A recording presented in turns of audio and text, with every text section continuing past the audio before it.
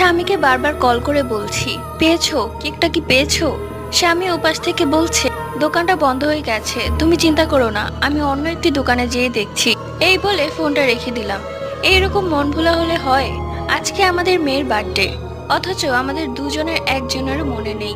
যখনই মনে পড়লো তখন তো 12টা বাজতে 5 মিনিট বাকি।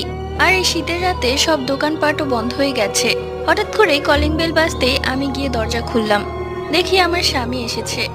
আমি তো অবাক, এত জলদি কি করে এলো। যাই হোক, আমি আর কোনো কথা না বলে তার হাত থেকে কেকটা নিয়ে রান্নাঘরে চলে গেলাম। রান্নাঘরে গিয়ে কেকের প্যাকেটটা খুলে দেখি, কোথায় কেক, এর ভেতর তো রয়েছে কেচু।